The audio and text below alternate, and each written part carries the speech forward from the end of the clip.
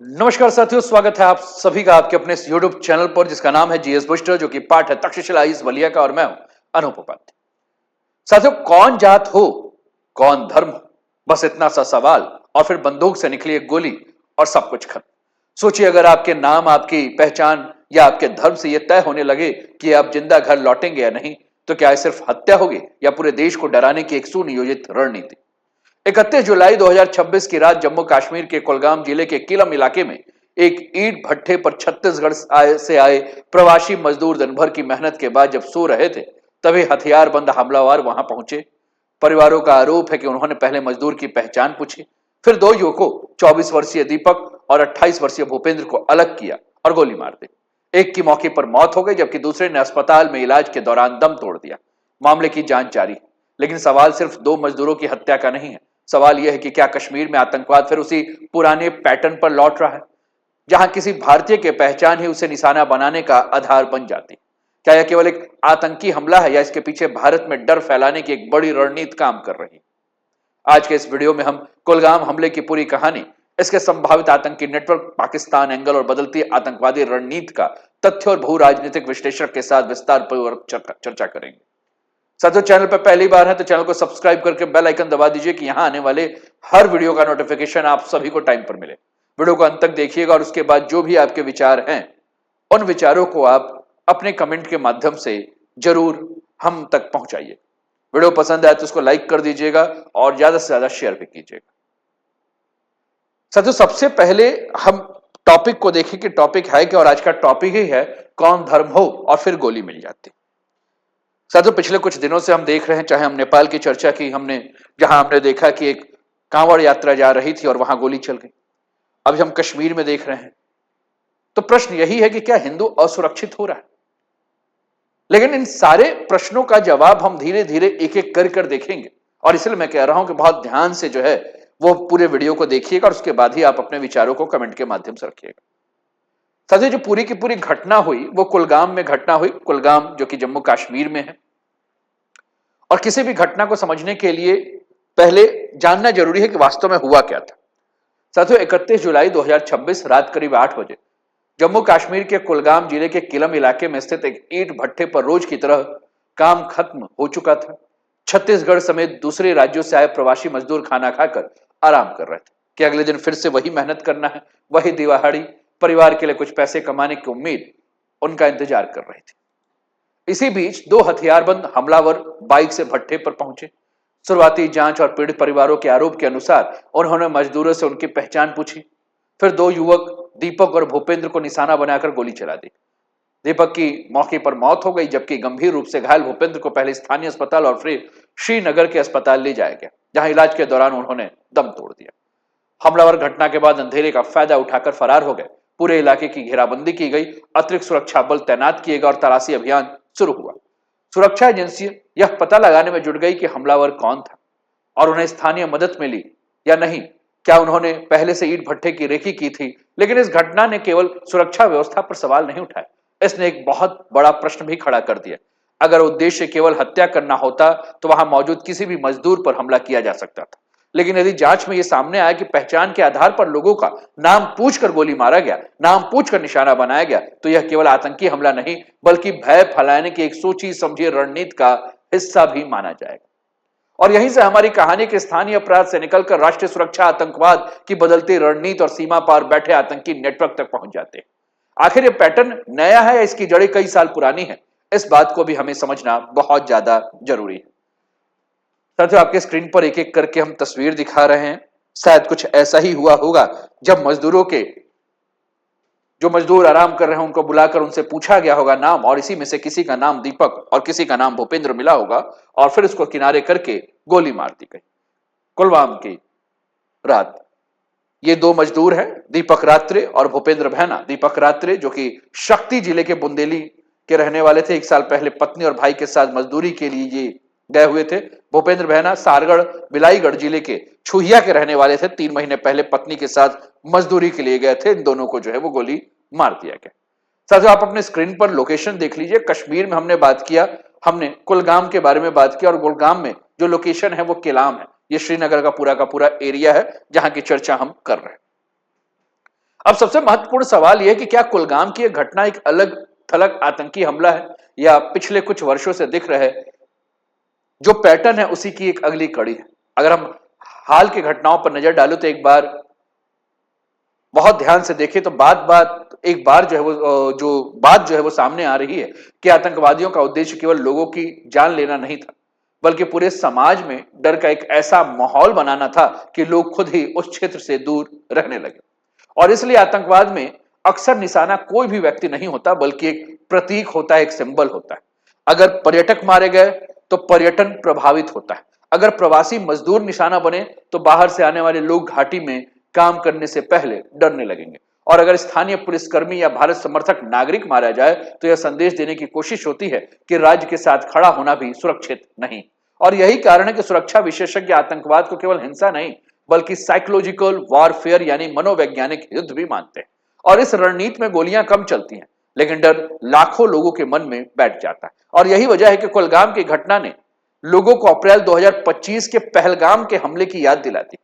दोनों घटनाओं की परिस्थितियां अलग हैं और उनकी जांच भी अलग अलग हुई है, लेकिन पहचान के आधार पर लोगों को निशाना बनाया जाना, नाम पूछकर और उनका धर्म पूछकर उनको गोली मारना, एक बार फिर से सुरक्षा एजेंसियों और आम लोगों के बीच में चिंता बढ़ गई। अब सवाल यह नहीं रह जाता कि लोगों की हत्या क्यों हुई, सवाल यह बन जाता है कि आतंकवादी ऐसा संदेश किसे देना चाहते हैं। क्या उनका मकसद कश्मीर की अर्थव्यवस्था को प्रभावित करना है? क्या वे पर्यटन और बाहरी निवेश को नुकसान पहुंचाना चाहते हैं? या फिर उनका उद्देश्य भारत के भीतर एक ऐसा माहौल बनाना है जहां हर आतंकी घटना के बाद समाज आपस में लड़ने लगे, समाज आपस में बंटने लगे। और यहीं से कहानी केवल कुलगाम की नहीं रहती, बल्कि सीमा पार बैठे उन संगठनों तक पहुंचती है जिन पर भारत लंबे समय से ऐसे हमले को प्रायोजित करने का आरोप लगा रहा है। तो अब सवाल यह उठता है कि आखिर यह घटना जो किया गया, जिस संगठन के द्वारा किया गया है, जिस संगठन का नाम टीआरएफ है, वह है क्या? और यह संगठन अचानक चर्चा में कैसे आया? और भारत की सुरक्षा एजेंसियां इसे पाकिस्तान के साथ क्यों जोड़ रही है? इस बात को भी हमें देखना होगा। साथ ही ये शनिवार सुबह कुलगाम में सुरक्षा बढ़ा दी गई, लोगों से जो है वो पूछताछ की जा रही है, उसकी तस्वीर। पहलगाम पिछले साल हुआ था और इस साल कोहलगाम हो रहा है, बस नाम में परिवर्तन है। ये आप अपने स्क्रीन पर ये तस्वीर देख रहे हैं वीडियो के माध्यम से, जिसमें वहां के सुरक्षा व्यवस्था के बारे में जो है वो आपको देखने को मिल रहा है। कुछ इस प्रकार से घटना हुई थी। आतंकी ईंट भट्ठे पर पहुंचे, आपके स्क्रीन पर एक एक करके हम देख लेते हैं। फिर मजदूरों से उनके नाम पूछे गए, फिर हिंदू मजदूरों को अलग कर दिया गया, फिर उन्हें गोली मार दी गई। एक की मौके पे मौत हो गई, दूसरे ने अस्पताल में जाकर दम तोड़ दिया। और ये पूरी की पूरी घटना है। साथियों, अगर घटना को देखें तो जम्मू कश्मीर में 26 साल में टारगेट किलिंग की 10 बड़ी घटनाएं, जिसमें 99 मौत हुई हैं, एक एक करके हम बात करें। सबसे पहले तो हमने ये घटना देखी, उसके बाद पिछले साल आपको याद होगा अप्रैल 2025 पहलगाम, जिसमें 26 मौतें हुई थी जब गैर मुस्लिम पर्यटकों को चुन चुनकर गोली मारा गया था। फरवरी 2024 श्रीनगर, जब हब्बा कदल में पंजाब के 2 कारपेंटरों की गोली मारकर हत्या कर दी गई थी। जून 2024 रियासी, जब श्रद्धालुओं के बस पर 9 श्रद्धालुओं के ऊपर गोली मारकर उनकी हत्या कर दी गई थी। अक्टूबर 2024 जब गांदरबल में 7 मौतें हुई थी। टनल कैंप साइट पर हमले में 7 इंजीनियर, मजदूरों और डॉक्टर की मौत हुई थी। जून 2022 बड़गाम, बिहार के मजदूर की गोली मार के हत्या कर दी गई थी। अक्टूबर 2021 श्रीनगर, बिहार के एक स्ट्रीट वेंडर की हत्या कर दी गई थी। अक्टूबर 2019 कुलगाम, पश्चिम बंगाल के 5 प्रवासी मजदूरों को गोली मारकर हत्या कर दी गई थी। जुलाई 2017 अनंतनाग, अमरनाथ यात्रा से लौट रहे श्रद्धालुओं की बस पर हमला कर दिया गया, 8 की मौत हो गई। जुलाई 2006 श्रीनगर, बंगाल और गुजरात के टूरिस्ट बसों पर ग्रेनेड हमला हुआ, 8 पर्यटकों की मौत हुई। अगस्त 2000 पहलगाम, 32 मौतें हुई। नूनवान बेस कैंप पर हमला, अमरनाथ श्रद्धालु और मजदूर समेत 32 की मौत हो गई। कुल मिलाकर 26 साल में यह टारगेट किलिंग हुआ, जिसमें 99 लोगों की जो है वो हत्या कर दी गई। लेकिन इस बार जो हत्या हुई है उस पर जो नाम सामने आ रहा है वो नाम है टीआरएफ का। तो हमें ये जानना है कि टीआरएफ है क्या और इस टीआरएफ का पाकिस्तान कनेक्शन क्या है, इसके ऊपर भी हमें चर्चा करना है। साथियों, कोई भी आतंकी हमला होता है तो उसका मकसद कश्मीर की अर्थव्यवस्था को प्रभावित करना होता है, ये बात हमने कर लिया। अब हमें ये जानना है कि टीआरएफ है क्या। साथियों, अभी तक हमने घटना को समझा और यह भी देखा कि आतंकवाद का उद्देश्य सिर्फ हत्या नहीं बल्कि डर पैदा करना होता है। घटना के कुछ समय बाद रेजिस्टेंस फ्रंट यानी कि टीआरएफ का नाम चर्चा में आया। भारतीय सुरक्षा एजेंसियां लंबे समय से यह दावा करती रही हैं कि टीआरएफ कोई पूरी तरह नया संगठन नहीं है, बल्कि लश्कर ए तोयबा से जुड़ा हुआ एक फ्रंट संगठन है जिसके एक अलग पहचान के साथ सामने लाया गया। कई आतंकी मामलों में राष्ट्रीय जांच एजेंसी और अन्य एजेंसियां टीआरएफ की गतिविधियों की जांच कर रही है, लेकिन सवाल यह है कि अगर पहले से निगरानी और लगातार अभियान चल रहे हैं तो फिर हमले ऐसे दोबारा कैसे हो जा रहे हैं। और यहीं से कहानी सीमा पार की राजनीति तक पहुंचती है। साथियों, आपने देखा होगा कि जब भी जम्मू कश्मीर में कोई बड़ा आतंकी हमला होता है तो भारत की जांच एजेंसियां अक्सर सीमा पार बैठे आतंकी ढांचे, लॉन्च पैड और हैंडलरों की भूमिका की जांच करती है। भारत का लगातार यह आरोप रहा है कि पाकिस्तान की धरती से संचालित आतंकी नेटवर्क जम्मू कश्मीर में घुसपैठ और हमलों का जो है वो समर्थन करते हैं। तो कुल मिलाकर अगर हम बात करें तो क्या पाकिस्तान कनेक्शन है, इसी पर हम चर्चा कर रहे हैं। साथियों, भारत का लगातार आरोप रहा है कि पाकिस्तान की धरती हमेशा जम्मू कश्मीर में घुसपैठ के हमलों के लिए प्रयोग होता है। दूसरी ओर पाकिस्तान इन आरोपों से हमेशा इंकार करता रहता है, यानी बंदूक भले कश्मीर में चलती है लेकिन इसकी योजना कहां बनती है, यह सबसे महत्वपूर्ण जांच का विषय होता है। और इसी बीच में दिलचस्प सवाल सामने आता है कि अगर पाकिस्तान खुद आर्थिक संकट, राजनीतिक अस्थिरता, बलूचिस्तान की हिंसा, खैबर पख्तूनवा जैसे चुनौतियों से जूझ रहा है तो क्या भारत में बढ़ती आतंकी गतिविधियों केवल सुरक्षा का मुद्दा है या इसके पीछे कोई बड़ा बहु राजनीतिक उद्देश्य भी हो सकता है। और यही वो बिंदु है जहां सुरक्षा विश्लेषकों की राय अलग अलग हो जाती है।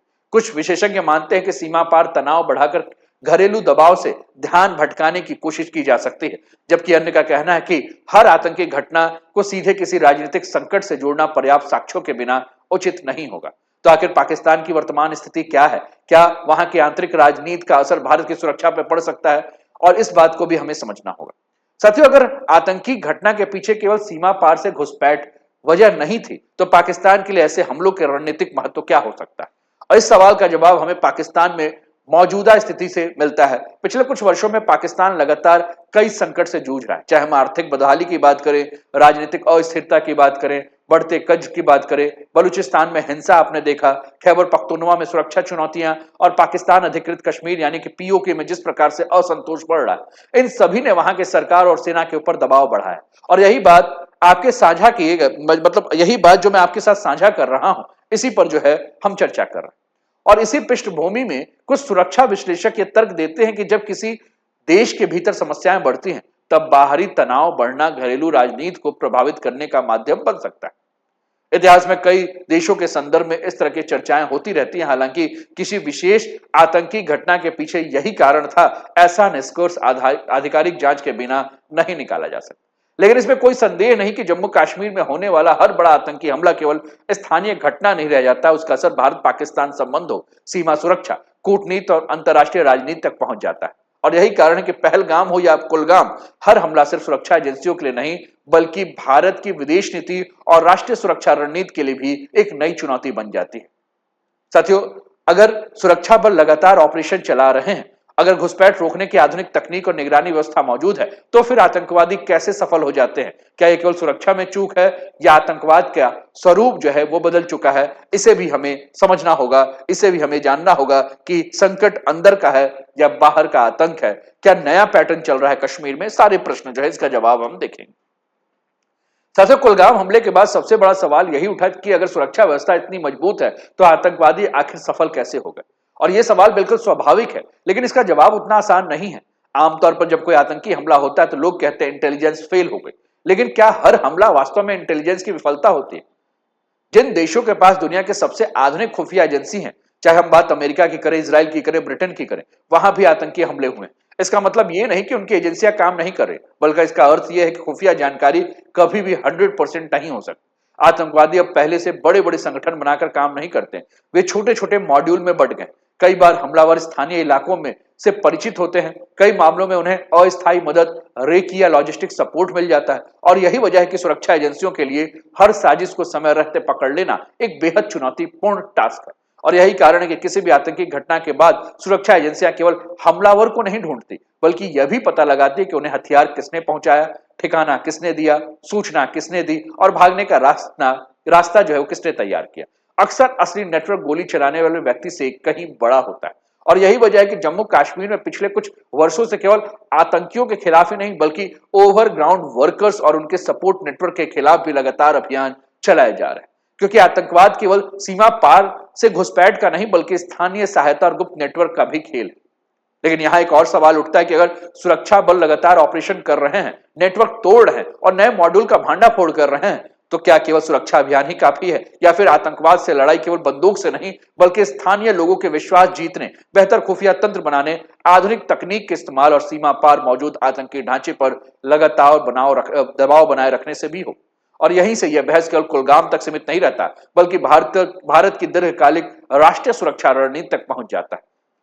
अब आखिर में सबसे महत्वपूर्ण सवाल कि क्या भारत की मौजूदा रणनीति भविष्य में ऐसे हमले को रोक पाएगी, या आतंकवाद के खिलाफ लड़ाई का अगला चरण कुछ अलग होने वाला है, इस पर भी हमें बात करना है।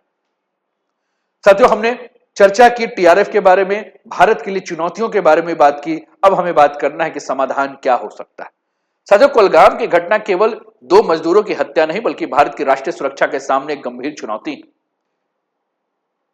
यदि जांच में सामने आता है कि लोगों को उनकी पहचान के आधार पर निशाना बनाया गया, तो यह साफ संकेत होगा कि आतंकवादी समाज में डर और विभाजन पैदा करना चाहते हैं। साथ यह भी सच है कि पिछले कुछ वर्षों में जम्मू कश्मीर में सुरक्षा मजबूत हुई है, अनेक आतंकी नेटवर्क ध्वस्त हुए, सामान्य जीवन धीरे धीरे पटरी पर लौटा है। ऐसे में इस तरह की घटनाएं यह दिखाती है कि आतंकवाद पूरी तरह से समाप्त तो नहीं हुआ है। सुरक्षा एजेंसियों को लगातार सतर्क रहने की आवश्यकता है। दीपक और भूपेंद्र किसी राजनीति का हिस्सा नहीं थे, वे सिर्फ अपने परिवार के लिए मेहनत करने के लिए निकले दो आम भारतीय थे। इसलिए सबसे बड़ा सवाल यही है कि क्या किसी भारतीय को अपने ही देश में अपनी पहचान के कारण डर कर जीना पड़े। साथियों, आतंकवाद के खिलाफ लड़ाई केवल बंदूक से नहीं जीती जा सकती, मजबूत सुरक्षा चाहिए। इसके अलावा अगर हम बात करें तो इस स्थानीय सहयोग, प्रभावी खुफिया तंत्र और दोषियों पर त्वरित कार्रवाई, और यही स्थायी समाधान का जो है वो रास्ता है।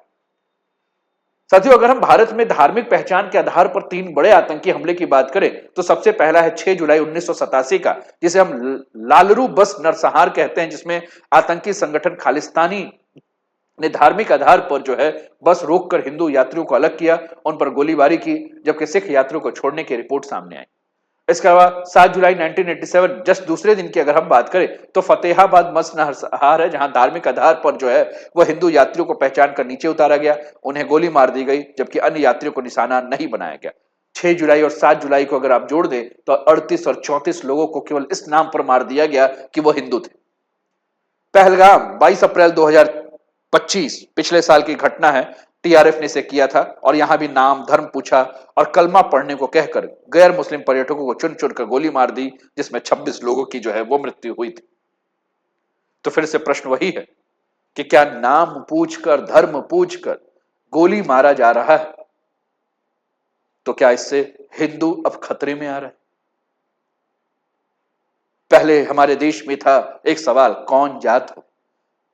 आज हमारे देश में एक सवाल है, कौन धर्म। और धर्म यह निश्चित करेगा कि आप घर वापस जाएंगे कि नहीं जाएंगे। अगर धर्म गोली मारने वाले के धर्म से मैच कर जाता है तो आप सुरक्षित, लेकिन नहीं मैच करता है तो हो सकता है कि आप घर ना पहुंच पाए। जवाब आपको देना है साथी। क्या लगता है आपको इस पूरी चर्चा के बाद? आप अपने जवाब कमेंट के माध्यम से हम तक पहुंचाएं। और कैसा लगा ये विश्लेषण, इस पर भी अपनी राय रखें। अगर विश्लेषण उपयोगी लगा हो और वीडियो को अभी तक लाइक नहीं किया हो तो लाइक कर दीजिए, चैनल को अभी तक सब्सक्राइब नहीं किया सब्सक्राइब कर दीजिए और शेयर कर दीजिए। अपना ध्यान रखिए, स्वस्थ रहिए, मस्त रहिए, तंदुरुस्त रहिए, हंसते खेलते मुस्कुराते जीवन का आनंद लीजिए। जय हिंद, जय भारत।